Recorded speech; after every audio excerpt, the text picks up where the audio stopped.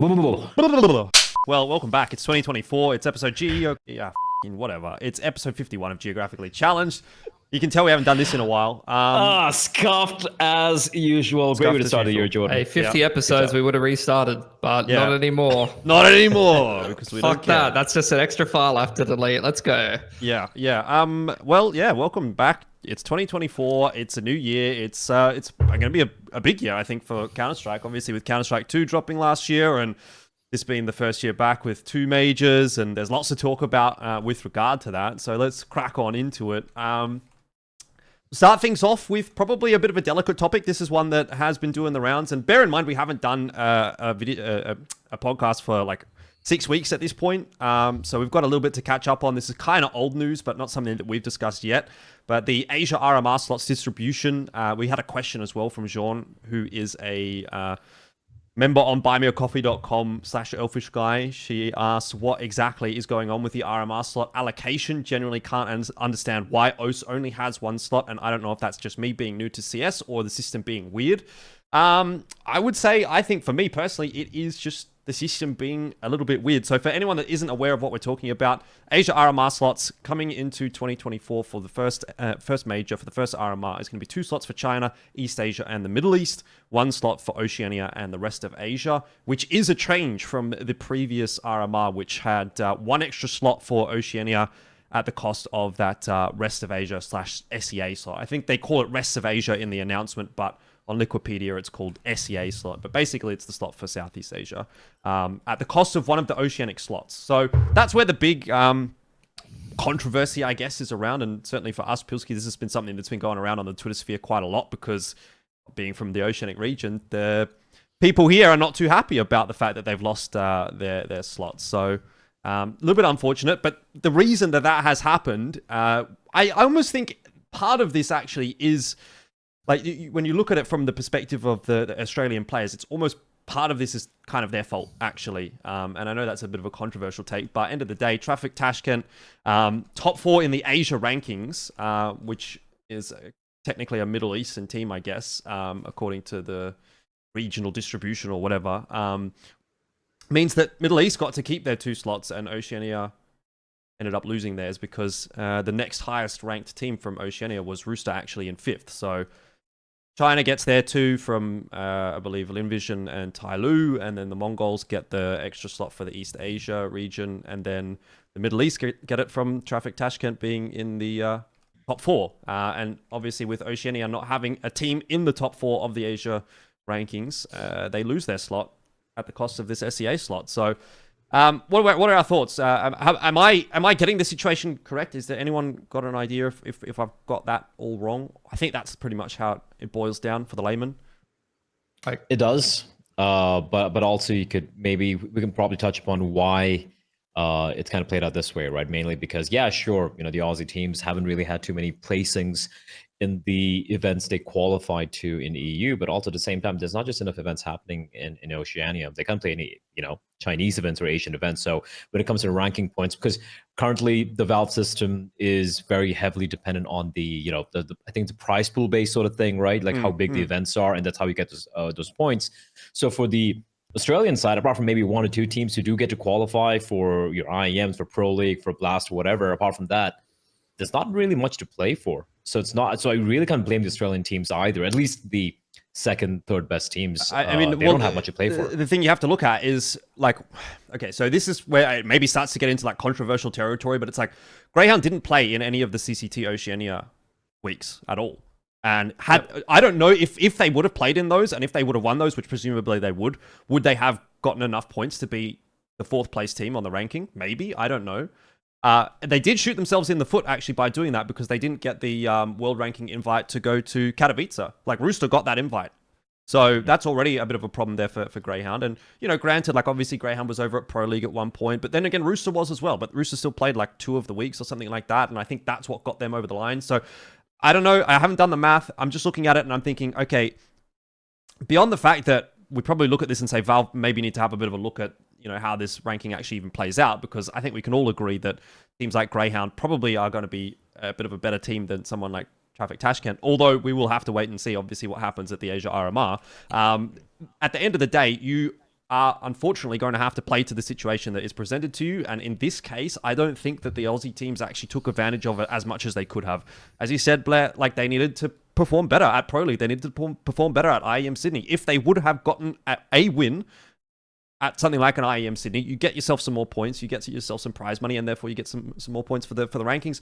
Or you play in all of those CCT Oceania weeks, and you're potentially giving yourself a bit more of a chance. And yes, I will agree. I think it is.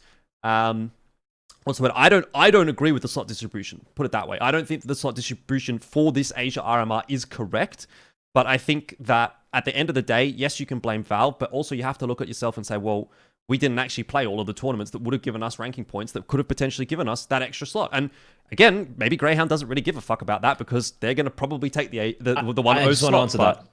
Yeah, that's a point, right? Like, is it on Grayhound to care about the entire region and like get that extra slot, or they're just going to qualify and be like, fuck you guys, we're just going to make sure that we win the entire thing, right? So I don't think it's necessarily fair to pin it on Grayhound. I'm not saying it's their fault, but I'm saying it's not their fault. I get it, but it's also, is it on them? Is it could have been different, but I don't think the onus should be on them either. I just think it's a pretty scuffed thing overall. I mean, I might be talking up my ass. It might not have even made a difference if they would have gotten, like if they would have played, let's say, 2 weeks of CCT Oceania, would they have gotten enough ranking points to jump up into the top 4? I don't know. I haven't gone and looked, because it's pretty, like, it's obviously all convoluted and you have to do this and that and whatever. But like at the end of the day, yeah, I mean, if you haven't played in all of those events, you're actively not getting the prize money and potentially shooting yourself in the foot, as is what has definitely been the case. I can 100% say for certainty that if they would have played and they would have won those weeks that they were available for CCT Oceania, they would have gone to Katowice. But it was because of the fact that they didn't that Rooster actually did overtake them in the ESL rankings. Whether or not that would have made a difference on the Valve rankings, I can't be certain. But either way, yeah, one slot for Pilski. I've spoken to a couple of the players from the teams like Rooster and Vertex is something we'll get into as well. And it kind of sucks quite a lot for them because like this is, I mean, realistically, like. And again, we've got to talk about the Dexter factor as well. But like, you look at this now as a team that's not the best team in Oceania, and you go, oh fuck, well, like, what do we do now? Like that's 6 months out of the major calendar that we're not going to get to play, basically. Yeah, I disagree with what you're saying about like it's on the players. I think that the system is flawed and is designed for obviously a more active region. And a region that's less segmented, right? It works well for a region like Europe or maybe even America, although maybe they have issues with it as well. Because when you have these geographically segmented regions, even using America as an example, take Asia out of the equation. Like, let's say that there was a ton of tournaments in South America or something, and maybe like Furia and Imperial or something was playing in a lot of those, and Pain, for example, like back in the day. Like they had actual relevant teams and then other teams were participating in those events and there wasn't much happening in North America, but they're all combined into the same RMR. And that, similar in Asia, it's like when you don't have an active region versus other active regions, or like you have all of this investment flowing into China and Asia and stuff like that, and active tournaments where people can earn points. And then in Oceania, things are getting taken down a little bit more. I don't think it's really that good of a system for our region, when you're just applying the same like broad strokes approach to the rankings. So I don't know. I think that you shouldn't blame the players for having to operate in a flawed system. And I don't think that, like, yes, they should be doing everything that they can to qualify for the RMRs and stuff like that in the system that they've been given. But if the system doesn't work for them, like, I really think it needs to get relooked at, Yeah, I mean, I understand what you're saying, and I don't want to I don't want to say I'm blaming the players necessarily. Like, I don't think you should have to be jumping through all these kinds of hoops and such. But at the end of the day, that is the situation that they had to deal with for the last 6 months. Like, and we all knew that it was coming down to these rankings, and you sort of have to do something about it. And you also can't say that the Aussie teams haven't had a better opportunity to get ranking points than the team that did actually manage to take top 4. Like, they got, again, I don't know exactly, but I believe they got a lot of points from that IESF event. We had an Aussie team there that didn't perform very well. Granted, it was a bit of a pug team. It was a bit of a mix mash. But if they would have played a bit better, maybe they get a bit more points, or they take some away. Or, yeah, again, these CCT Oceania events, etc., etc. Like, is that not a thing? Is it not fair to say that Okay, look, No. Vertex, if you play a little bit better at IEM Sydney, at DreamHack Melbourne, you get those points. Okay, and so you first of potentially all- overtake them. All right. First of all, okay, you talk about regional events. The overlap for a lot of teams in terms of travel fucks them up from being able to participate in regional events. Points being allocated from an event like IESF, where it has all of these restrictions and all kinds of stuff, is absolute bullshit. I know and it's shouldn't be bullshit. a thing. I'm not arguing that it's not bullshit, but I'm just saying that's what the system was. Yeah, Okay. I know. I think we should question the system. No, We should we question should the system the instead system. of The system pointing. should be questioned. I mean, that's Yeah, what I I'm agree trying with to get with this whole Pilski. conversation is like, yeah, it hasn't worked out very well for the Aussie teams. The system is fucked, but at the end of the day, like, what can you do? What can you actually do? I think that Beyond play you know, better or play more events? We've been watching this for 10 years now, like, you know, or like probably less than that. Obviously the Asian scene came up after that, but like a bit more than half a decade, right? I can say with confidence that winning at international events is not a predictor of a region's strength for individual teams most of the time. I don't think. Like, you know, I guess you could point to certain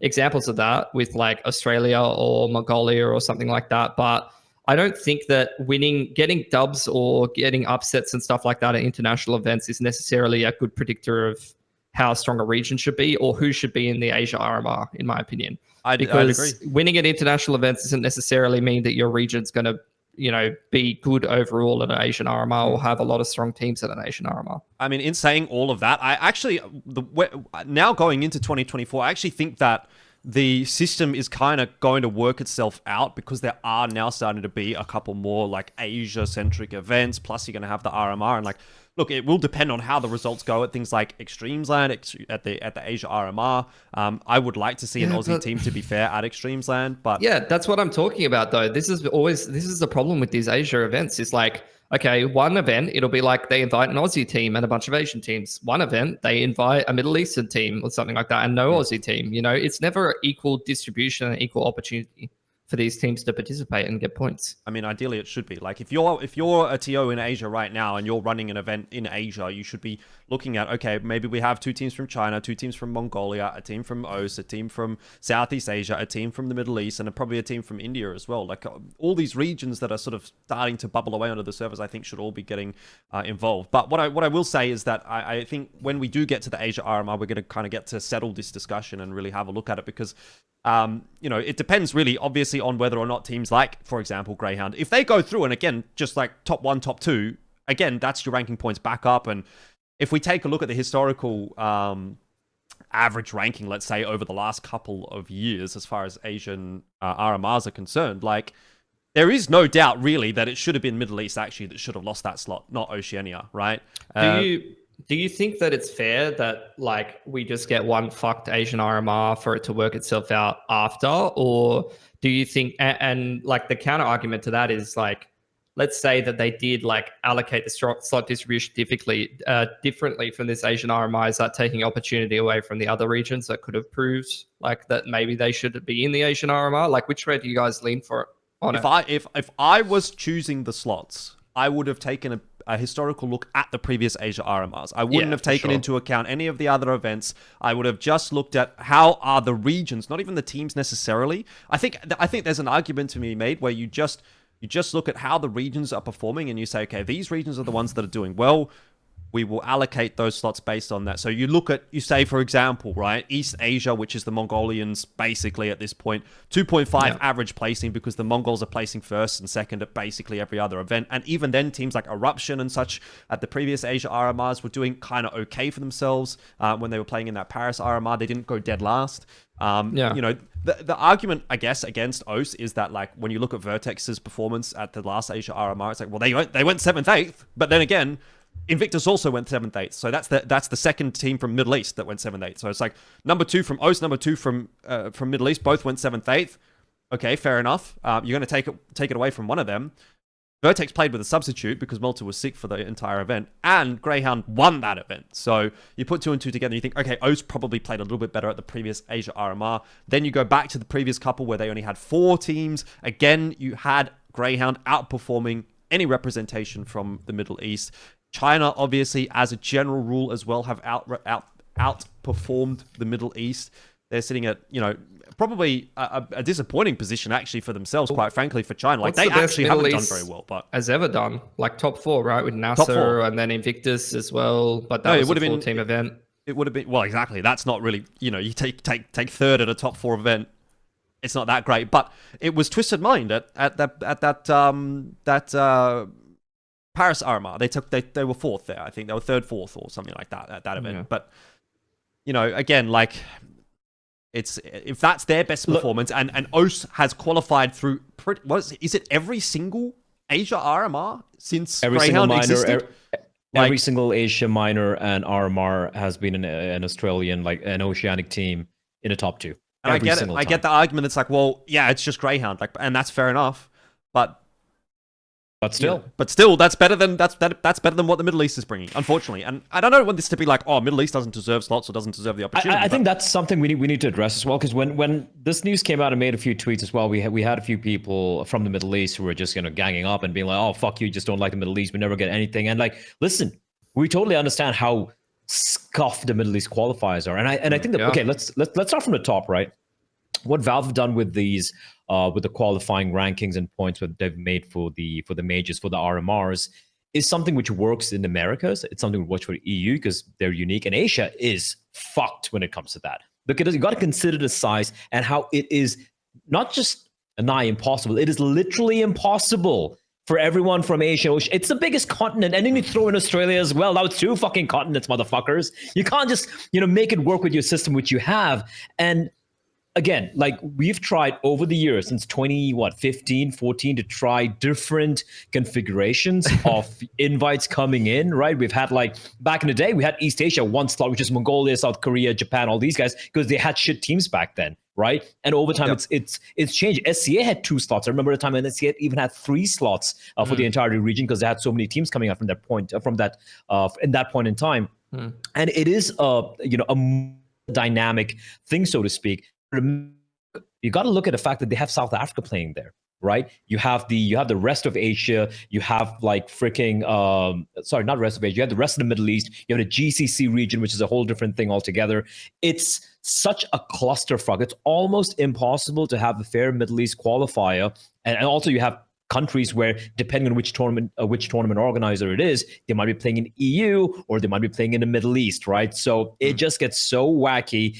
The only way you can have a fair Middle East qualifier is if we make it on LAN, and there is no fucking TO on the planet right now who's going to have a separate LAN-only qualifier for the Middle East. It just doesn't make any sense. So now we have all these issues right there, compounded with the fact that we haven't had a single pure Middle Eastern team ever qualify, number 1, and number 2, even place top 4, apart from Twisted Minds, as you pointed out there, Jordan. And you consider all these factors in, so you need to treat the Asia qualifier separately. There has to be a caveat there. You can't just use the same format and same criteria that you're using for EU and for the Americas for Asia. It just doesn't make sense. And because you've done it, now this particular RMR is going to be of a lower caliber of competition, in my opinion. Now, I could be proven wrong. I think Tashkent, what are they calling it? Tashkent Warriors? What was it? It was Traffic or Tafik Tashkent at one Traffic point? Traffic Tashkent. Yeah. Look, they could surprise all of us. They could really surprise all of us, and that's fine. But that's not the case. I don't even know if that team exists anymore, bro. Like, we'll talk about it in a little bit, okay? We'll talk about it because it's related to the NKT topic. But at least one of their players is not on the team anymore. Potentially 2. So, like, that in itself is also then the problem. Like, maybe when the slots were given to the regions, like, they existed and they were performing well. But even then, you look on this fucking ranking right now, and teams like LFO are still on the ranking, and that hasn't been a team in like months, like for 3 or 4 months, right? So it's like, if we're basing these invites, or not these invites necessarily, but these slots on a ranking that, to be fair, it does get updated every month. I believe it's every month on like the 18th. But like, even still, you have to be ensuring that like the teams themselves that are on the ranking actually do still exist. Because I think there's definitely a world where we get to this Asia RMR and this Traffic Tashkent doesn't even exist to play. So it'll be what? It'll be like what? Divine Vendetta, who were not able to now play in eXTREMESLAND because they've got to play in the RMR qualifier because there's a clash, which kind of sucks for them. It'll be Divine Vendetta, and then whoever is like maybe the other team that comes through from the Middle East. But I mean, who knows where that'll be? And I'll just like make GG How? Do they exist? I'll just make a bet. I don't think they're going to make top four. These two Middle Eastern teams coming in, I don't think they're going to make top four. We have teams like fucking Mongols, Atox. You have this new Tyloo coming in. You have like Red Adam and even Grayhound right there. They're not going to make top four. I mean, look, it's I don't a waste wanna, of a spot. I don't want to get too deep into the Asia RMR discussion because we're still a ways off, and we will do an episode about the Asia RMR when we know the teams that have actually qualified. But when you look at it, like you said, Tyloo, Lin Vision, Mongols, Grayhound are your top four, and then you've got like either the Huns or Atox, the second team coming through from Mongolia. They're probably going to be a pretty good shout. I don't know if NKT is really going to be super competitive, in my opinion. We'll see, I doubt it. obviously. But again, like I just don't see a world where like a Middle Eastern team is really going to be competitive in that event, let alone two Middle Eastern teams. And look, to be fair, you probably would say the same thing about the second Oceania team. Although, look, I think Rooster at least are showing some sort of signs of life. But anyway, whatever. Are we done with this topic? Are we ready to move on? Valve, fix your Valve, fucking ranking. Uzbekistan, come at me if you disagree. Well, I think we can all just agree on the solution to this is Valve. Please fix. You can't even blame the TOs for this. You can't blame PGL for this because obviously it's not their decision. This is not a decision. It's coming in from Valve as well. So it's like Valve. By the way, I mean PGL. Shout out to them, man. When they were trying to do a lot of the qualifiers, they actually reached out to me and they're like, "Hey, man, can you help us try and design the open qualifiers and how you want the dates to be and stuff like that?" And it's not like they made me decide all of them. They just waited they wanted my input, which I really appreciate. They're like, all right. And I personally reached out to a few other people in the scene, like from Southeast Asia, from the Middle East, from China, talking to them, being like, hey, what do you think about this format? What do you think about this one? What do you think about these dates, right? And they gave their issues. So PGL, we're really trying. I'm going to give them a shout out. They really did try to make this as fair as possible, as opposed to some TOs way in the past where they've completely scuffed up the Asian qualifiers. So I don't want to blame PGL for this, but Valve, please fix. Yeah, and I mean, I guess the onus now is on the Middle Eastern teams to actually show up to that Asia RMR and perform well, right? Because at the end of the day, this is their chance to get back in, like, keep this the same, you know? Yeah, prove us wrong. If you take those two slots and one of the Middle Eastern teams, for example, top twos, and then the other one's like maybe fifth or sixth, something like that, you'd probably say, all right, well then deserved, because sure, Grayhound can win all these events, but if Vertex or whoever the second team is that from OS is going to go over and go dead last, then maybe there's an argument to be made that the Middle Eastern teams deserve those slots. I mean, we're biased because we're from OS, but I just feel bad for the fucking like Rooster. I mean, Vertex have had a couple of RMRs, but particularly for Rooster, I feel bad. Vertex only had one RMR, for what it's worth. Oh, they had one? I'm not even from OS, and I feel bad. Weren't Vertex at the Melbourne one? No. Oh, they weren't. The Melbourne one was a 4-team LAN only. It was okay. Rare Atom, Grayhound, IHC, and GG. Oh, yeah, you're right. Okay. Anyway, look, cool. We'll move on to bigger and better things, or maybe not. I don't know. Look, let's talk about Skyesports Masters or Skyesports. It's not just Skyesports Masters. They've actually announced a lot coming into 2024. So I want to give them some credit, some props. I don't know if you guys have had a bit of a dive into this roadmap that they've announced, but they've announced 6 events in 2024, starting from March. That's fucking pog. 3 of those events are going to be in India, 1 in Colombo, 1 in Bangkok, and 1 in Abu Dhabi, which I believe is an India versus Pakistan like derby or something like that. Derby in Abu Dhabi. There you go. How about that one? There we go. But yeah, look, some of these events look really sick. I think actually, well, to be fair, look, all of them look pretty sick. It seems to be a bit more of a focus beyond just India, which is something that we on Geographically Challenged have been talking about throughout 2023. We were sort of hoping to see maybe Skyesports Masters expand a little bit, but if we're not necessarily just talking about Skyesports Masters and Skyesports themselves want to make some other IPs or some products or whatever, I think this is a good way of going about it. I believe at the very least that Bangkok event has some teams coming through from Oceania, which will be pretty cool to see as far as I'm concerned. And they said sort of in that announcement that there's going to be like some European teams and they're going to try and get this and that and whatever. And I think that's really cool. Like, I think it's awesome. This is kind of everything that we sort of hoped for from Skyesports, because again, last year was very India-centric, and that's all well and good, but I just don't know how much interest you're necessarily going to build purely being in India. But now if it starts to become a little bit more globalized, I think then, you're going to start to get a few more eyeballs. So I think this is a positive move, in my opinion. It's going to cost a lot, sure, but seems like they're doing a pretty good thing for the Asian scene. So I'll give Skyesports some credit and hope things go well in 2024. Yeah, I feel like they're obviously kind of in between, like you pointed out, right? Initially it was only India, but they're not really trying to make it like global either, right? It's somewhere between like the top Asian. It's between something like a CAC, Yeah, like it's still a an top Asia level Asian focus, event, or still an India but Asia focus, focus. really. Yeah, it's like an Indo-Asian focus sort of thing, which are going for. They have this roadmap, which is it's pretty cool, right? They have a bunch of events happening. They have one event which is like over a week long that's happening in India. Then they have one in Sri Lanka. The one in Bangkok sounds fucking fantastic. I always wanted to do an event in Bangkok. That'll be fun, Pilski. If you do get hired, of course. But apart from get hard that, for it, mate. we need to look. Listen, the one worry I wouldn't say worry is they have bitten off more than they can chew in the past. I'll just say that. I was going to say, are they going too big too fast? And the reason this is a bit of a worry for me is because I did their first Skyesports Masters thing, which happened in Bangalore. We've already spoken about in a couple of podcasts in the past. I had some good things, some bad things, but it happened, right? The prize pool was paid out. Teams came, they played. I was there at the event. It was a legit event. The second one was supposed to take place in Mumbai, and that was a Skyesports Championship 5.0. They're supposed to take place in Mumbai. It was supposed to be in I believe, the first week of December or last week of November, something like that. We had OG who had qualified, who were invited rather. There was Aurora, again, decent team, qualified from EU. We had God's Reign from the Indian Close qualifier, and the final team was supposed to be a local invite or like a Middle Eastern invite, if I'm not mistaken. That got very quietly just canceled or postponed indefinitely out of nowhere. And this is like, I think like 2 or 3 weeks prior to the event. Now, I don't know what really transpired over there, because they've pulled off an event in the past and they've done a lot of other events apart from CS in India. So I'm going to give them, the benefit of the doubt that it could have been something maybe out of the control. But the fact that something like that happened, especially the first time you have two international teams coming in, does paint a slightly worrying picture for me. But I'm also happy that's not, something that's prevented them from being, from doing what they want to do, right? So I hope that all the events kind of play out in a good way. It is very optimistic, though. You're going to be doing events not just in your home country where you might have the advantage of, knowing the lay of the land of everything, but you're going to be trying it in Colombo. You're going to be trying it in, in fucking Bangkok, where I've seen events in Bangkok in the past by some pretty, decent TOs. It hasn't always been the smoothest of sailing. So good luck to them. I think it's a good thing overall for Counter-Strike. It's never going to be a bad thing, but I do hope that they're a little bit more tempered and a little bit more prepared in their approach.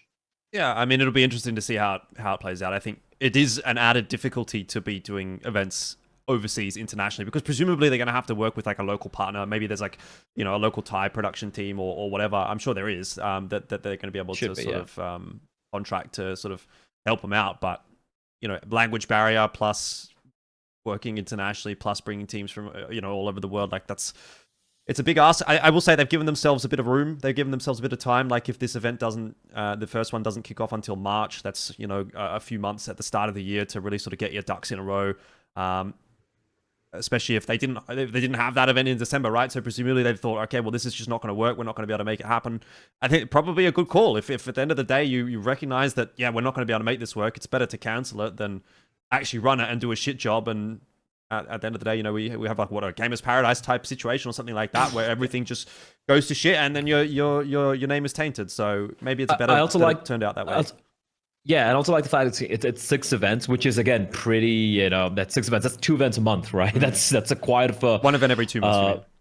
Yeah, 1 in every 2 months, and that's quite a bit of an undertaking. But one thing I liked is the way they have kind of split their prize pool. This is a complaint I personally had for the first event, where I felt their prize pool, I think it was $250,000 just for like 4 local teams, Indian teams, with some a couple of Aussies coming in. That's a lot of money for just one event, especially it's an only tournament, which won't have as much exposure or viewership from outside. But now he split $1 million into 6 events. I think that's way better choice. Way better choice. Yeah, 100%. Sure. So I mean, they're learning from the mistakes. It's the same thing eFlare did, right? Like at the end of last year, that eFlare SDA tournament had like $250K prize pool, and it's like, what, bro? Why are you running? It wasn't even on HLTV. It wasn't even on HLTV or Liquipedia. What, like, why are you not just making? Was it 250K or was it 100K? I can't remember what it was, but it was like, why are you not just running 5 events? Why are you not just doing that? I don't know. Anyway, whatever. Pilski, you got anything to add, or should we move on? Pick a good local partner for your events. Even the best TOs in the business have shown that they can't expand past their boundaries and struggle to do so.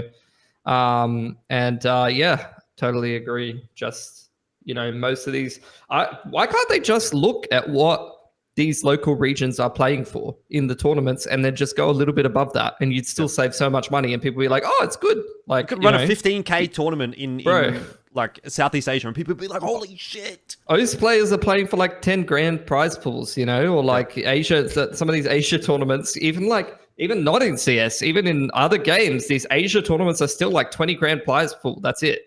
You don't need to go ham, bro. Like, just look at what people are playing for and offer something better. Yep. Anyway, whatever. All the best. Hopefully, Skyesports will do a pretty good job. I'm rooting for them. Let's put it that way. Now let's move on to some roster changes. There's been a lot since we last spoke. The big one, obviously, Dexter has come back to Grayhound. Is it the revival, the great revival of Oceanic Counter-Strike? We will find out over the coming months. Minus Sicko plus Dexter. Is it just GG for everyone else? That's the question for you, Pilski. What do you reckon? I mean, is this just basically game over? Is it Grayhound back on top? In OS? In Asia. In Asia. I mean, there's no doubt they're the number one in OS. And I think this definitely makes them stronger domestically. But internationally, is this basically like, well, bad luck, Mongols. Bad luck, everybody else. Dex is back. Nah, I think it's too early to say. Nah. I think they'll be better. I think they'll be like 10 to 20% better. But I don't think they're going to be like insane, probably. At least instantly. I think it's going to take a while. Usually I think roster changes will take a while, but I think like he should slip back in pretty easily. He should slot in so easy, and then Urkas is there as well to like help facilitate that. I think it's going to be a bit of like, oh, we used to do this, and then they can kind of lean on a lot of that stuff to kind of like smooth stuff over. And it was when Dexter was on the team and on the core of the team that they actually were internationally relevant, but that doesn't necessarily mean that history is going to repeat itself. I think that, people who are on the OS copium will probably think like, oh, they're back and they're going to do some insane stuff. I don't think so. I think they're just going to be slightly better. They're probably going to make like less mistakes than before. I'm eager to see what Dex's individual form is going to be. Like, is he going to go back to playing a lot better than he was in EU? I would be kind of keen for that, because it's going to take a lot less processing power for him to play in this team than it would in a lot of the EU teams that he played for. I think remember, like, when we had our top 20 players of Asia Oceania, like, I was the one, like, Dexter's number one, and you guys were like, oh, it's ends, right? Like, that's how good this motherfucker was. So I doubt it's going to be the same. I think he's really grown more as a player, and you can see how sacrificial he is. And even though, look, even if you look at his numbers when he's playing for Fnatic, when he's playing for Mouse and everything, right? The numbers weren't great, but it's not. But if you're watching the game, you could see he could still frag. He could still he whipped out a good game every now and then. Right? Yeah, and he was dying because of the role he was playing. He was being very sacrificial, so to speak, right? So it's not like he was struggling individually, so to speak. But yeah, hopefully he's able to at least, get a little bit more confidence back.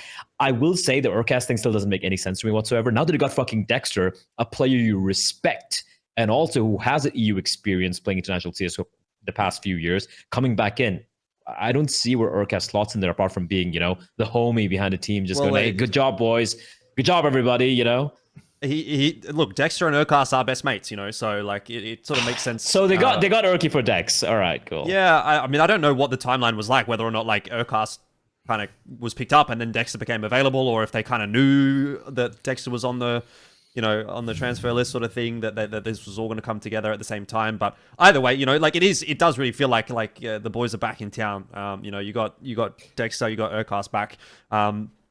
Alice has been around for a long time. In's been around for a long time, and then there's Vexite. That's kind of like the new, sort of almost new generation of this Grayhound sort of, what's the word, like trajectory or journey, I guess, in a way. Like you've got the old meshed with the new now, and it's just a question of, for example, will Dexter be able to activate Vexite better than maybe Ins was able to as an IGL? Dude, Ins being unshackled, that's the most exciting part, obviously. They need to wake up, basically. Like, that's what I feel like. The potential is there, but like it's been ages since we talked about that potential. Like, they've just been getting pummeled at international events for over a year, Like, I don't know whether that's going to be something that's hard to like break back into that mindset that they can actually cause upsets again. So for me, it's really just about like the motivation of the players and the players kind of rediscovering their form, and also just creating whatever culture they had before in the old Grayhound team and bringing that back that actually made them think that they could cause a lot of these upsets and be dangerous at international events. And I don't know if that's something that's even possible anymore. We'll see. Look, I will say, and I want to sort of preface this by saying, you know, I don't want to sort of mean offense or anything like that, but I think Dexter as a person is going to be a better leader than Inns. You know, having spoken to Inns, he's sort of always said like he didn't really like, not that he didn't like the in-game leadership role, but he's not a strong personality necessarily in the team in that regard. Like he's not like a savage guy. He doesn't want to criticize people and stuff like that, I don't think. Whereas I find Dexter, and again, like Dexter, I'm not sure is the guy that's like super like BM or toxic or anything like that, but he's certainly someone that's like not going to fuck around, right? He kind of gives me that vibe at the very least. Like I think he's going to come back and he's going to be like, all right, we're going to get shit done a little bit more maybe. So I think in terms of like a leadership figure in the team, I think Dexter, particularly coming back from overseas, is probably going to be in a better position to sort of guide that team than Inns was. And I think Inns transitioning back to just a more general role as a rifler and maybe potentially into a star player role again is a good thing in my opinion. So I think just it fits. It fits. It looks good to me on paper. We'll have to wait and see how it looks when we do get to see the team play. But for me, positive signs. I think it's definitely a good change. And what I will say as well, before, because we haven't really talked about Sicko, is, you know, credit to Sicko. Like, he had a really good career. Like, he had a better career than 90%. Again, this is the same conversation we had about Malta. Like, it sort of slowed down towards the end, and people were like, oh, you know, he's not a good player, blah, blah, blah, get him out. But it's like, you got to remember, like, this guy was sick. This guy is a really good player, was a really good player. And I want to sort of highlight him as well as we maybe potentially say goodbye to him. Although I think he did say he was LFT when he left Grayhound, that he was happy to move back into an AWPing role. So, you know, hopefully we'll get to see a little bit more from him. But yeah, congrats Sicko on a great career, if this is where it ends, because it was good. Yeah, I think really he just had to kind of move into roles that like benefited the team and weren't really his strengths. The Grayhound problem, isn't it? Like, and when you're, you know, there's a small pool of domestic talent. You know, it did make sense for, I don't think people understand why it made sense for him to be in Grayhound for so long, because the thing is, like, having a certain 5 players on your domestic roster is not just about what they do in the team, but just about the fact sometimes as well that you don't necessarily want them to play for someone else. Like, you don't want Sicko to be AWPing for like one of the other like best teams, because that could be problematic for you, for example. So I think his like transition, obviously, from being like a star player to like playing more of a role player role for a long time, is just something that made sense for the team. And they never really had an incentive to change their roster because they were never losing. So I think at the end of the day, you know, it made sense for him to be in the team for a long time to just continue their domestic dominance. But unfortunately, I think that he should have been removed a lot sooner, and they should have taken a chance on somebody else if they wanted to actually be better internationally. That's my opinion. Well, either way, we'll get to see whether or not the fruits of that change are going to come into effect. They do have a fair bit of time. I guess they have had a fair bit of time, right? I mean, look, it's been the player break and such, but going into that RMR, I think we should definitely have the expectation that Grayhound should still be a top 2 team at that event. Like, I don't think there's any doubt about that Dexter coming in theory, should be on paper an upgrade, and therefore their results should not drop below the top 2, which is where things have remained for Grayhound for pretty much Asia RMRs for the last few years. So we'll see how that goes. On to the next topic, which is AU Man. Do you guys know who AU Man is? I don't. Never heard of that guy before. I've always known him as Orman, but apparently it's AU Man, according to him. I saw it in the Tyloo video. He said, it's me, AU Man, or whatever. You know, obviously he said it in Chinese. It took about 10 years to figure that out. Yeah. Anyway, I'm going to keep calling him Orman because I think that sounds a lot better than AU Man. But AU Man is back at the cost of Mosey. What is he, from Australia? Yeah, that's what I was like, man, he's Australian. Let's go, Tyloo. Anyway, Orman is back. Yeah. He's replacing Mosey in Tyloo. There hasn't really been an announcement. Is that confirmed? Yes. I mean, look, it's on there. Like, if you look at they made like, I think it was a Merry Christmas video or something like that.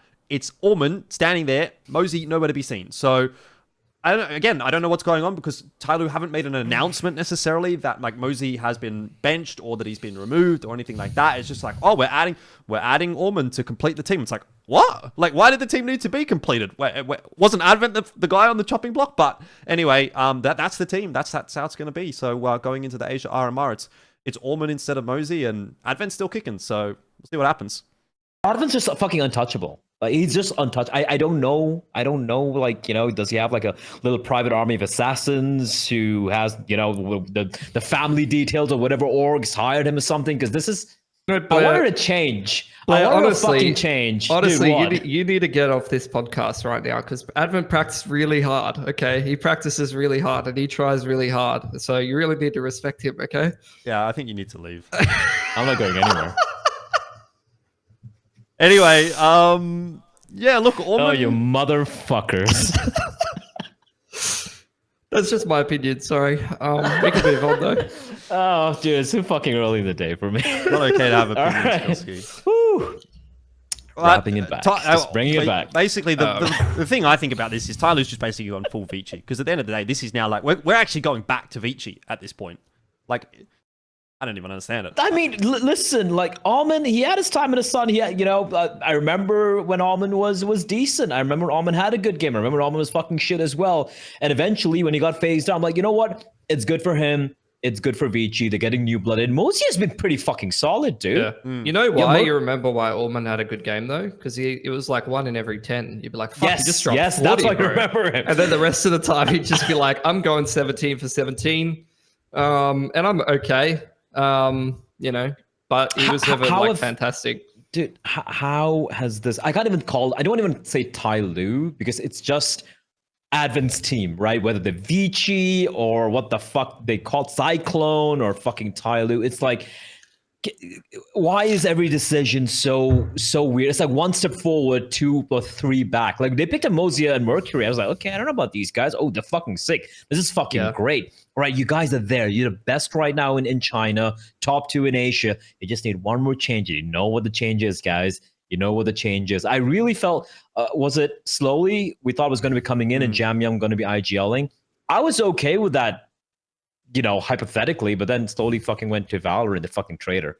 I mean, is there a world where this is potentially what they're trying to do anyway? Like, is Orman coming in and it's like, well, we're going to give him some time and then Advent's going to move on and someone else is like, is Mosey going to come back? Bro, they made this in 3 months. I know, but I mean, I guess you can't change anything now. Like, this has to be it for the at least for this RMR cycle. Wasn't Advent meant to retire like a at year the and a start half of ago? 2023 or something? Yeah. So, I'm not fucking going anywhere. Just still there, Yeah, I don't understand what they're doing. I mean, we all assumed it was an Advent replacement, but he's still there. So, which would have been okay, actually. I think Almond's been around long enough with Advent, and he has a better fragging output as well. 1 in 10 games is better than 1 in 100, which Advent gives us, right? So I'll still fucking take that. Hang on, I don't even know if 1 in 100 is legit. Like, when was the last game that you saw Advent and you genuinely went like, yeah, he's actually popping off beyond the meme of Katowice, like, he did Katowice wild actually. Card against Fnatic. What was it like? The fucking he had a 30 bomb on over. So Katowice would have been like 2019, 12 months ago. 5 years ago or something. So yeah, look, Almond coming in and being like, all right, boys, I'm going to IGL and maybe Jamyang's going to help me out a little bit here. Advent's going to be behind us as a coach and we're going to play. You know what? I'm okay with that. I'd be like, fuck it, do it. Someone you're more comfortable with, someone who's played in your system for like 3 or 4 years, right? Someone not brand new coming in. I can see the logic in that. But him coming in and taking out Mosey, who's been like individually, the guy's stellar. Like if you look at Mosey, Mercury, and Jamyang, they're a different breed of fraggers from China, and it's because of Advent as well. I give credit where it's due. We're just smart players. They're not just like dumb whole W kill everyone inside, just running in like a Zoking or like an attacker, right? They actually know how to play the game. So taking them out for Almond while still keeping Advent, I just don't know. I don't know. Yeah. Anyway, I just don't get it. results since he joined the team, they took second at the eXTREMESLAND China qualifier, which was fair enough. They lost to Lin Vision. Okay, we can all say that that's reasonable, I suppose. And then they took second as well in the Yu Panghu Cup Season 2 to New Happy. They lost 2-0 to New Happy in the grand final. So, I don't know, 16-14, 16-14. Probably didn't put a whole lot into that event, but still. I don't know, judge a book before you read it, or I don't know, the cat and chickens. I read this book too many fucking times, Jordan. It's like reading, like Harry Potter, right? Initially, this is a fucking good book, and the more you read it, like, fuck, this is shit. Wow, all right. And it's the same thing. I happen to like Harry Potter. That was a weird anyway. analogy. I mean, listen, Harry Potter was okay when you're like 13, all right? It's kind of garbage for the Listen, I was like 6 years old when kids. the first Harry Potter came out, and then I grew up with it, so I think there's a little bit of nostalgia goggles going on there. But either way, let's see what happens. Orman in Throw those Tyloo. goggles away, Jordan. I'm going to give that one a I'm gonna give that one a C plus as far as roster changes are concerned. It's Dude, it's literally an F. It is literally a downgrade. It's a downgrade, Jordan. There's no up. Okay. It's binary. Good, bad, bad. This is bad. It's red. They put C+. if they put Orman in for Mosey, that's a fail from me. okay. It's an F. Okay. Well, actually, a big fuck you to us. F for fuck you. All right. So since we're on the topic, maybe we can give the new NKT team a rating as well, or a mark, I suppose. Which, look, it seems like the same but different to me. It's Zine, Bentet, Zerolt, Coolest, Icy. Is it Icy Cyclone or Icy Vlone? I don't know how to pronounce this guy's name. He came from I Traffic genuinely Tashkent. don't give a fuck. Icy Cyclone, I'm going to go with. I'm going to give that a D for do something. Now, they haven't done anything for years. How about a D for Derek? Because Derek was on that team for 2 weeks before he moved to Myth Avenue Gaming, which is apparently a new team from the Philippines. So, don't know what's going on there either. Myth Avenue Gaming. And Myth Avenue. Yeah, Myth Avenue. I believe it's Myth Avenue, unless I've written it down wrong. But either way, to add to the conundrum as well, by the way, I will add some more context here that apparently they signed up to the RMR Open Qualifier without Bentet in the roster and with Frock, who is the Traffic Tashkent IGL. So you got, okay, so in this case, we talk about Icy Cyclone and Frock, who are the two Traffic Tashkent players that seem to be now in this roster. That's info coming through from Psychological. Thank you very much for the hot tip. Whether or not that's true, I believe it's unconfirmed. It's sort of like, it's bubbling away under the surface. But if that's the case, surely that means Traffic Tashkent is dead. Therefore, that kind of fucks the whole Asia RMR thing as well. But where's Bentet going? What's happening with NKT? Do we even care about this team? Don't care about them until D for don't they care? win an open qualifier. D for don't care. And I just, at this point, I would just want to tell Zine, like, bro, you should have just fucking left for Valorant. Like we've been just saying feel that for so 2 sad years. for him. I know, but at this point, I'm like, I respect, appreciate the fact he's been sticking around Counter-Strike, that he loves the game, wants to play, but like, I just feel like NKT when it came out, all right, this could actually work. But now, there is, you can only give so much time, and we've been very liberal with how much we've been giving them. At this point, it's a team where, D for don't care. Unless they do something, unless they actually pull off something, I really don't care anymore about this. They just need to win something. Like, every time they pick up a player and you go like, oh, this guy's got all right stats. He seems okay. They just lose anyway. They just don't win anything. So until they win something, like you just have to say, like, after 3 years, like, it's just not going to happen, boys. I mean, what are they even playing? Like, what is the qualification path for this team now? Because you've got again, if we're assuming Frock is in for Bentet, you've got 2 players from the Middle East. As far as the Middle East just qualifier, go Middle East, bro. 2 players from the East Asia qualifier, and 1 player from what's Korea? They're East Asia as well. So technically, you would be East Asia. But they can wait. 2 from East Asia. Oh yeah, they have the Mongolians, right? Kulas and Zerolt are Mongolian, and then Zine is from Korea. So that would be East Asia, right? No, they have to play East Asia. They have to. In which case, you're fucked because you're not beating Mongols, Atox, unless Eruption. Unless if they get Bentet to play instead of one of the East Asian guys, not Zine obviously, but I guess for either Zerolte or IC Cyclone, whatever his name is, if he comes in, and they get to choose in that case between East Asia and Middle East. I don't know. Anyway, we'll see how that all boils down. But I still don't care. Yeah, go on. The thing is, like, I think if you're that team, like, you have to qualify for the Asia RMR. Like, there's no question about it. I mean, if you don't, like, does anyone care? No, at that point. So let's move on to another team that maybe we don't care about, or maybe we do care about. Kind of depends on which way the wind is blowing. Wings Up. They're back as a Chinese team. That experiment really didn't last very long. Krias and Bloggers are out. Lan also got benched, by the way, so he was their IGL for that period. Advent for Lan? I don't know. Anyway, the team now is Gas, Child King, Flying, Marek, and Risk. I don't know who Risk is, but seems like a new player to come in. There has been no announcement from Wings Up, at least on the English channels. They were doing some crazy announcements when they were signing Krias and Bloggers. Like, it really felt like they were trying to make this a thing. Those are some really good announcements, by the way. Yeah. The post I made. Yeah. And then 2 months. Now it's like, I gave them 3. No, I think they did last like 2 or 3 months. But then no, 2 months. I'm looking at it right now. So they picked up Bloggers and Krias on the 4th of October. On the 1st of December, less than 2 months, they parted with Blogus, and November 20th.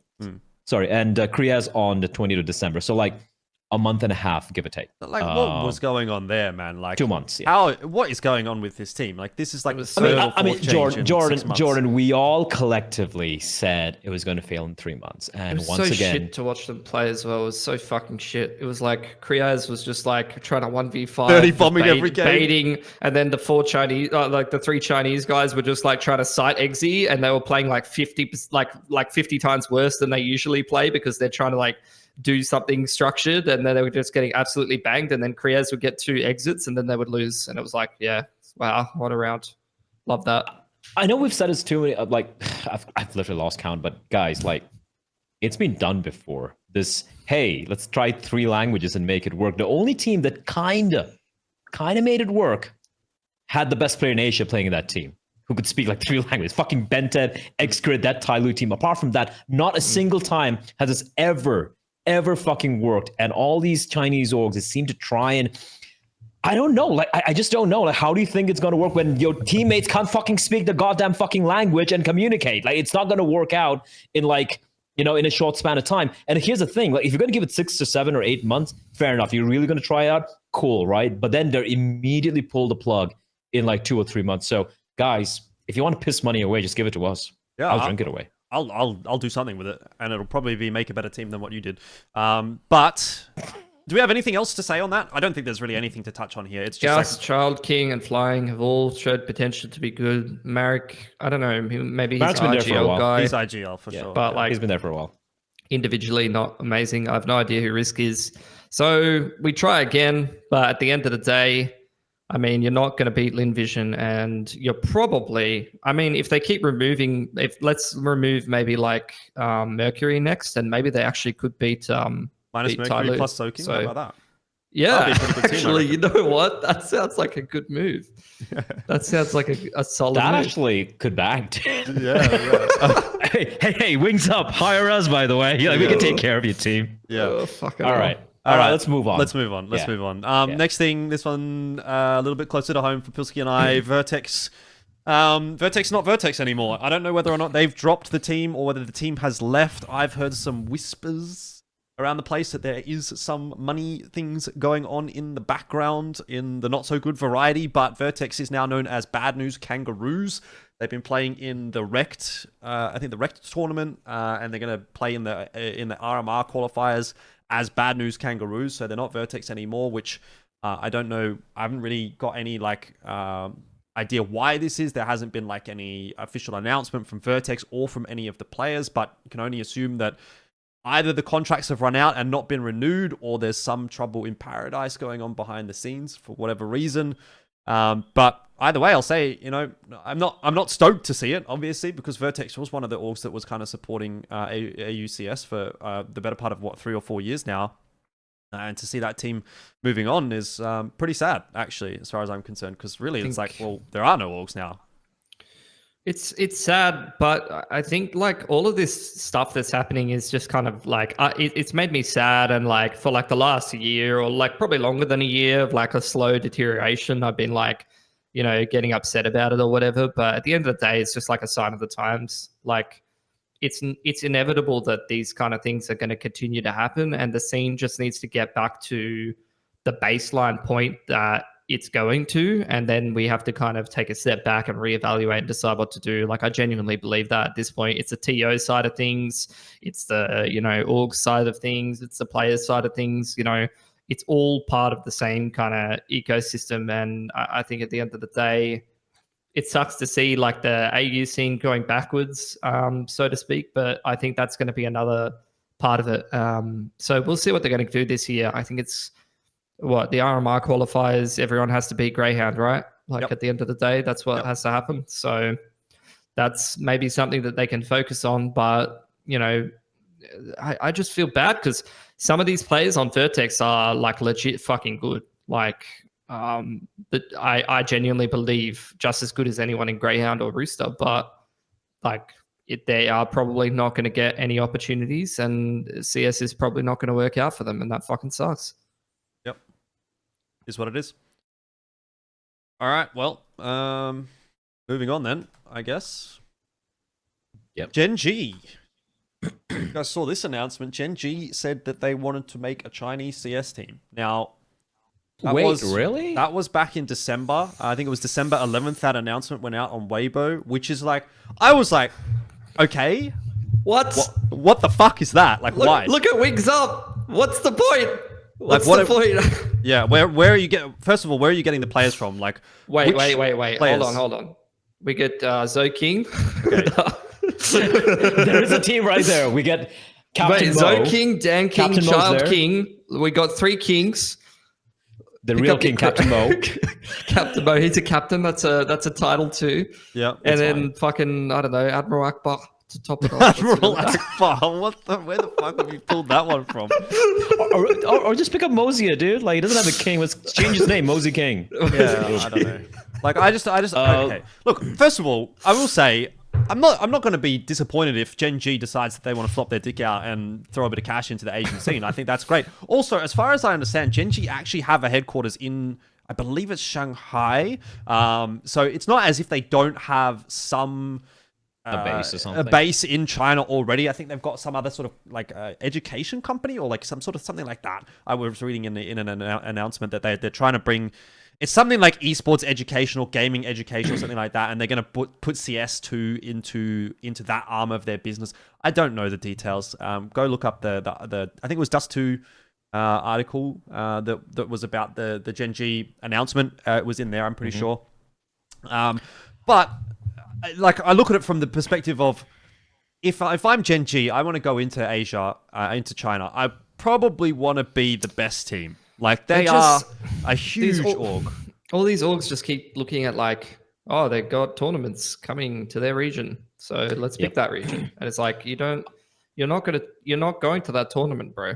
Like, are you buying out of LinVision? Unless you're buying LinVision, you're not going there. Like, okay, I understand the tournament's in that region, but like, yeah, you're dreaming, bro. I think this would be a good time to segue into the Kassad thing with Bleed, Jordan, because it makes this is something we can relate to, right? Because as everyone knows now, Kassad getting hired by Bleed, a Singaporean esports organization, right? They're kind of big in Valorant. They're actually a relatively very new org coming out, and what I really liked from what Bleed have done, and there have been a few teams that I've spoken to from Southeast Asia, from India, South Asia, so to speak, who have teams in games like, PUBG Mobile. It's pretty fucking massive there. Mobile Legends, Bang Bang, and then Valorant and stuff. And every time I speak to them, I'm like, what's your objective, right? What do you want to do? Are you looking to really build a team proper, full-fledged, or do you just want to qualify for the major make the sticker money?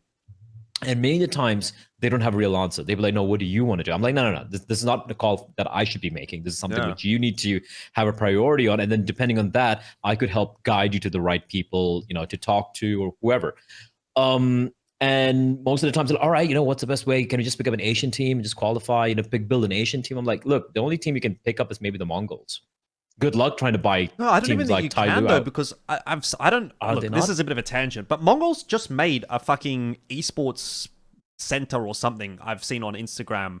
If you follow Mara, an org though, dude, I've no fucking idea. I've no fucking idea. I don't think so. I think they're just taking a brand. Bro, they have a fucking esports internet cafe, gaming center, something like that, facility, whatever you want to call it. Isn't the government stopping people from doing internet cafes in Mongolia or some shit? I heard that too. Is that true? I have no idea. That is an Ulaanbaatar, and I think it got repealed a while ago, if I'm not mistaken. No, but here's the thing, right? I still believe that Mongols, if you pay them a real full-fledged salary, like almost EU tier 2 level, so to speak, and you can get to stay in fucking Mongolia and play, they will fucking take it up, right? They really should. So that's one option they have there. And every time I talk to them about, hey, you got to invest, if you want to really make a team which is going to be competitive in CSGO, CS2 for the next couple of years, and not just trying to take the easy way out through qualify from the Asian minor or Asian RMR, then it's a much more bigger, obstacle. It's a much more bigger challenge. Most of them kind of know part, or they're like, that's a lot of money, whatever. Here's a crazy idea.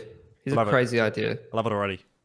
Pick up Grayhound, the team that hasn't had an org for fucking years, and that actually top twos in Asian RMR. That is something I have told orgs in Asia. Grayhound, Mongol. These are guys who are going to qualify. You're going to get the sticker money.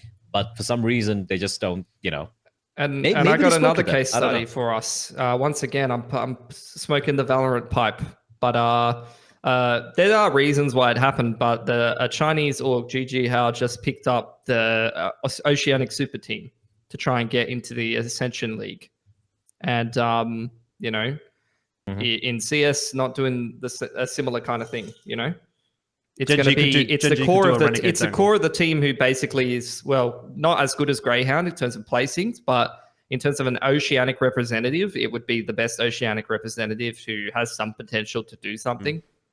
So technically worse than Grayhound right now. I don't know if they're looking at it from that perspective though, because GenG, it seems like they just want to get into China. Do they have an LPL slot, a League of Legends LPL slot? Is that right, or are they in? They do. LCK I'm sure still? they do. I feel like there was something like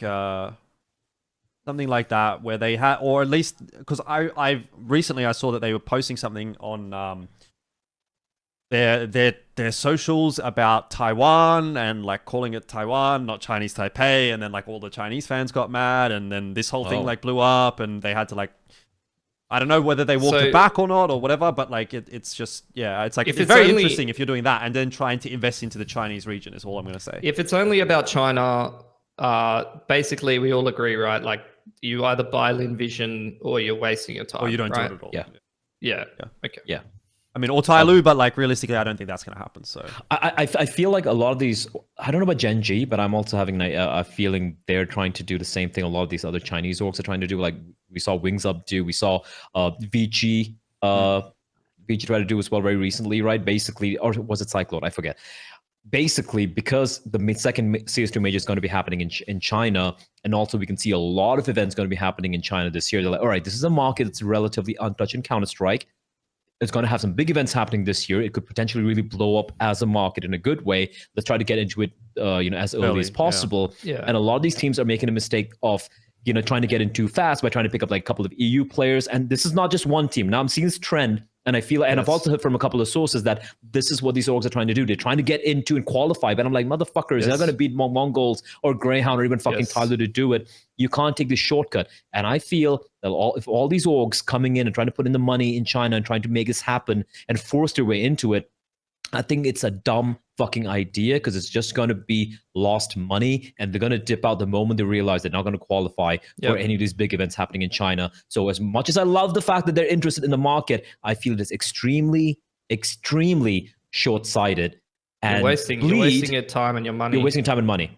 And I think Bleed, as an org from Singapore, I think they're doing the right way. Whether they're going to find success or not, time will tell over time. We still don't know, right? If you look at the team, like, it's all right.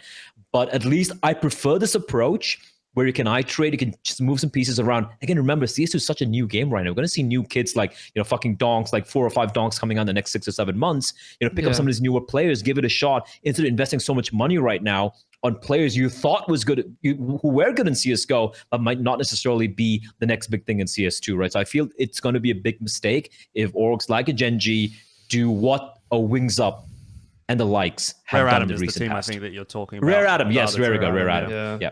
Also, I looked at their results. I think it was at the EXTREMESLAND qualifier or something, and it was just like 7th, 8th, or 5th, 6th or something. I was just like, okay. Oh, big fucking surprise. Yeah, like they've just done nothing really. But hey, at least they managed to keep their team together longer than Wings Up did. Oh, sorry, I've had a massive oversight here, guys. Actually, GenG, they could pick up this team called Steel Helmet. They are up and coming talents. Captain fucking Mo, let's go.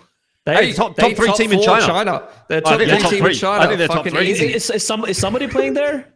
Is somebody there? Maybe. No. I don't know. I'm gonna look it up. I know all I remember about them is I watched them play the IEM China closed qualifier, and they lost the pistol, and they bought Deagle armor and just ran it up mid on Mirage every time. Somebody's on Rare Adam, of course. Somebody summer X-Pro Corey Fozy.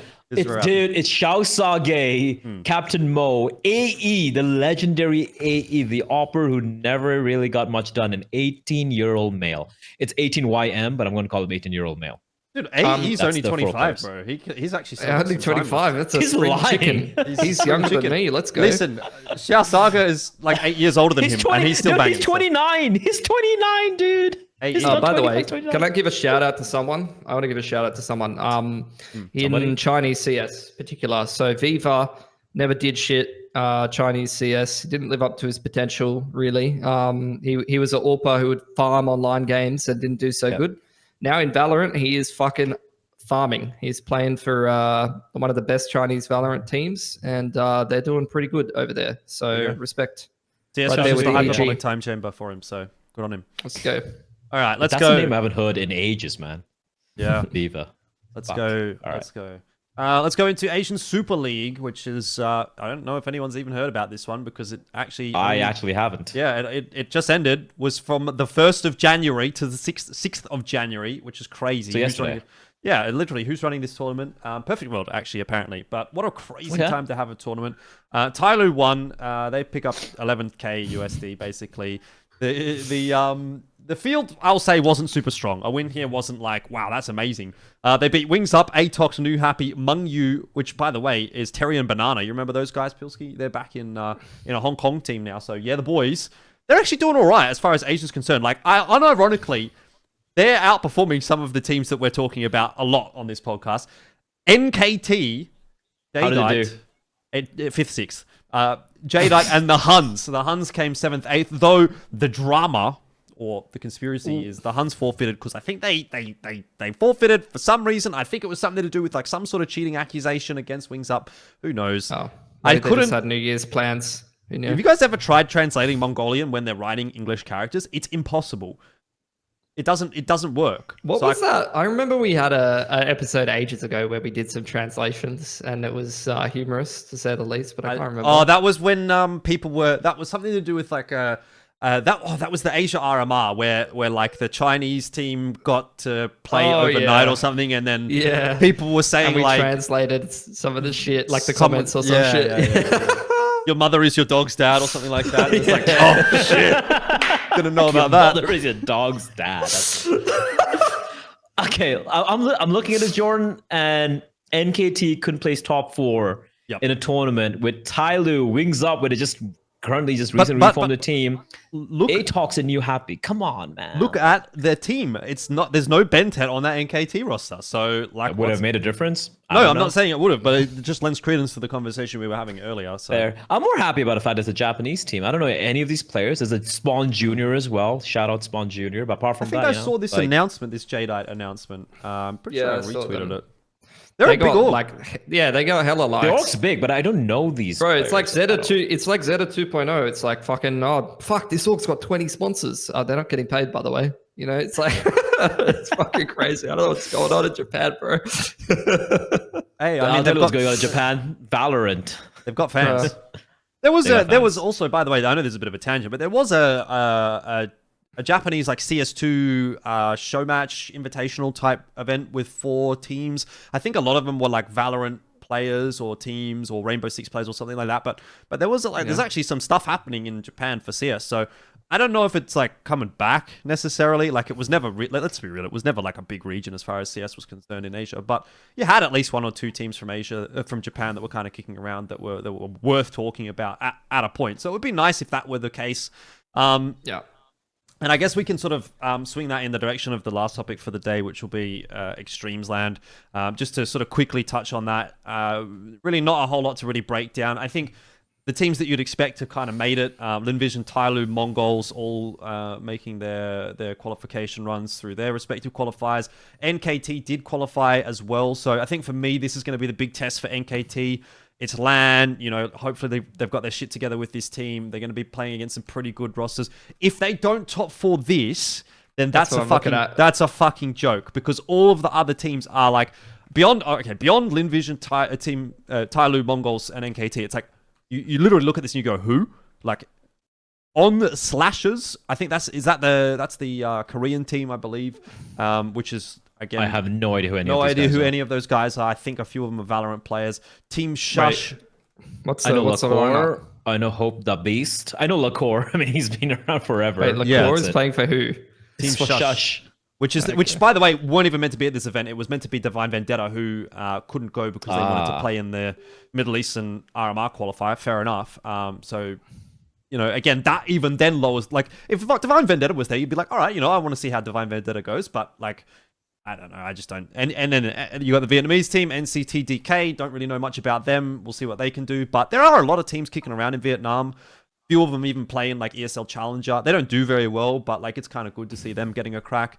And then E9 Esports, which I think is the other team from China that qualified through their sort of offline qualifier, which I think is like a city-based qualifier or something. I don't know what's going on there, but I'll have to clarify before the event happens. But basically, just looking at the teams on paper, there's 3, maybe 4 teams that you can care about, and there's 4 teams that are just not going to do shit. But still, kind of good to see this representation coming through from regions that don't really get much of an opportunity. This is the kind of event that you need to see in Asia if you want to see teams from Southeast Asia and the like. And you also got to remember that if the rumors are correct, that this is just the appetizer for what eXTREMESLAND also have in store for us this year, right? For Asian Counter-Strike. So yeah, overall, despite all the the bad news that we usually talk about and our complaints about the lineups and roster decisions and all of that stuff, a lot of events lined up this year for Asian Counter-Strike. It is a good sign. I'm happy about it. Yep. Would like to see a host team, please, especially because there has been host teams, in fact, multiple host teams at previous eXTREMESLAND, so I don't see why they're not in this one, but hopefully they'll be in the next ones. Jordan, you're going to be working that event. I'm going to be extremely disappointed if you don't chat with some of the more I'm definitely gonna have a chat teams, with them. right? Yeah, but it would be really cool, like, to have a chat with some of the, I don't know, like, if it's going to be possible because the language barrier and everything, but maybe some of the Japanese guys, speak to the Korean guys, and be like, yo, what's really happening there? Because you don't really hear much from the Counter-Strike players in the region, right? So I think it'd be a real good opportunity. If look, the NKTs, Linvisions, Tylers, we can always talk to them whenever we have contacts there, but just to like get to know about how the scene is with CS2 and everything, I think that's Yeah, I mean, I'm keen. I also want to have a chat with the guys from eXTREMESLAND and sort of see what are they actually planning to do this year, because from my understanding, this is like a launch or a relaunch, or sort of like we're back, kind of like they're sort of saying, this is eXTREMESLAND, but this is the 2023 eXTREMESLAND, not the 2024 eXTREMESLAND, even though it's in 2024. So it's a bit like, okay, does that mean that there's something else happening in 2024? So I want to have a chat with them about that and see what is it, if there is anything, and then if there is something, maybe give my 2 cents on it and say, well, this is probably what you should be doing, because I think, look, they're definitely in a position to do a lot for the region, as they have previously for many years. But I'd like to see it actually done well. And if that happens, and then like we said, Skyesports does well, and this eFlare thing pops up, because they were teasing, I saw on Twitter, they said something like, who's keen for an event, an Asian event with all of the best teams, and it's like, yeah, fuck yeah, let's go. Like, so if they're all on board and, that's all happening, I think that'll be sick. So, plus the fact that we've got 2 Asia RMRs this year as opposed to 1, it will feel like there's a lot more going on in Asia in 2024. So I guess as we get to the end of the episode, just to sort of wrap things up, I've actually got quite a positive outlook for Asia in particular when it comes to CS going into 2024. I think for me personally, AU is definitely looking like it's going to be struggling this year. God only knows what will happen if CCT doesn't come back, because if that doesn't happen, then it's like GG, bro. There's like ESL Challenger and that's it. But hopefully at least we'll have CCT. But yeah, Asia, at least it looks like things are kind of trucking along. So I'm optimistic, at least. I don't know about you guys. I am. I really am. I mean, a lot of events happening. We have China. Look, for me, I'm looking at one thing. It's not just about events happening. That's all, fine and dandy. It's giving a lot of more opportunities for the regions like South Asia, Southeast Asia, East Asia to play. But for me, it's China. If the CS2 major and everything leading up to it. Now, I know there's been rumors about IM. One of the IMs going to be in China. I'm not sure when or where that's going to be. There's rumor right there. We know there's going to be CAC happening in China again as well. Then you have the major at the same time. I think it's looking really good for China. And if this does not act as a catalyst to really drive, a healthy, a strong competitive scene in China, I don't think anything will. And I think the timing is perfect. CS2 is not even officially 3 or 4 months old right now. And if in the first year of CS2 we're able to really, really get China to get on board with Counter-Strike the level they do with maybe League or Dota, oh boy, color me impressed. I'm going to be super fucking excited. Everyone should be excited if that happens. Yep. I mean, yeah, I said it in a previous episode, but the E-Flare shit, the eXTREMESLAND shit, the Sky shit, all of these different TOs, it sounds like what could be a circuit, but there's so many different players at work at the same time that there's so much bag fumbling that could prevent something really cool from being really shit. So I really just hope that people do their due diligence and there's minimum amount of bag fumbling and we can get a really strong, healthy scene going, because obviously now's the time. Now's the time indeed. We'll Now's the capitalize on CS2. Let's hope. Anyway, that's it. Wrapping up episode 51 of Geographically Challenged. Thank you for watching. Make sure you hit up buymeacoffee.com/Elfishguy if you liked the episode a lot. Otherwise, like, subscribe, comment, give us your questions. We like answering questions, and I like to get all that interaction for the YouTube algorithm, because then the video does better. So thanks very much for that. Either way, see you in the next one. Have a good night.